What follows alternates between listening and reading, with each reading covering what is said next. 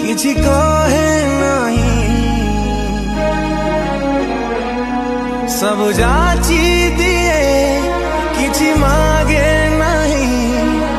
तथापि ता लुह चापी लेखे सखा सिंदूर